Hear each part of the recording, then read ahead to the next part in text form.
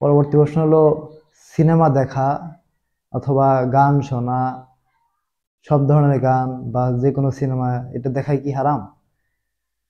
উত্তর হলো যে হ্যাঁ, গান শোনা স্পষ্টভাবে হারাম। কেননা সেখানে বেহায়াপনা, সেখানে অশ্লীল অঙ্গভঙ্গি, পুরুষ মহিলাদের একত্রে নাচ, এগুলো সম্পূর্ণ হারাম এবং এগুলো চোখের জেনা। তো সেখানে বাদ্যযন্ত্র আছে। রাসূলুল্লাহ সাল্লাল্লাহু আলাইহি ওয়াসাল্লাম বলেছেন, বুখারী শরীফ হাদিস, যে কিয়ামতের আগে একদল লোক আসবে যারা বাদ্যযন্ত্র বা গান বাজনাকে হালাল মনে করবে। তো গান বাজনা এগুলো সম্পূর্ণ হারাম। কেননা এখানে বেহায়াপনার আহ, আছে, এখানে অশ্লীলতা আছে।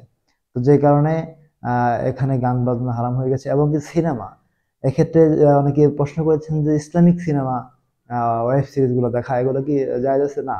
প্রশ্ন হলো যে যেখানে পুরুষ মহিলা, অশ্লীলতা, বেহায়াপনা, প্রেম ভালোবাসা, এগুলো সম্পূর্ণই হারাম। তো এগুলো যেখানে দেখানো হয়, যেখানে এগুলো প্রেজেন্ট করা হয়, তো সেটা দেখা কখনোই আপনার জন্য জায়েজ হবে না, বাইরে সেটা কখনোই হালাল হবে না। সেটা সম্পূর্ণই হারাম।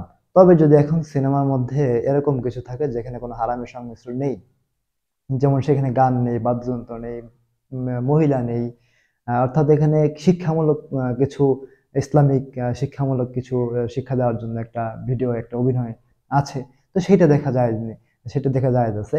তো সেটা সেটা দেখতে কোনো সমস্যা নেই। কিন্তু যেখানে আপনার মহিলা থাকবে, একটা মিথ্যা অভিনয় থাকবে, প্রেম ভালোবাসা থাকবে, অশ্লীলতা বেহায়াপনা থাকবে, তো সেই ক্ষেত্রে সেটা সম্পূর্ণভাবেই হারাম। এবং কি গান শোনাও বিলকুল হারাম।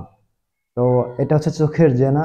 তো চোখের জেনা যেন আমাদের জাহান্নামের কারণ না হয়ে যায়, চোখ যেন আমাদের জাহান্নামের দিকে না নিয়ে যায়। তো এটা আমাদের খেয়াল রাখা, আমাদের আমলকে হেফাজত করা। চোখের জেনা প্রত্যেকটা অঙ্গের দ্বারা জেনা হয়ে থাকে, আমাদের চোখের দ্বারা, কানের দ্বারা, হাতের দ্বারা। তো প্রত্যেকটা অঙ্গের দ্বারা জেনা হয়ে থাকে। আল্লাহ তাআলা আমাদের এই চোখের জেনা থেকে আমাদেরকে বেঁচে থাকার তৌফিক দান করেন।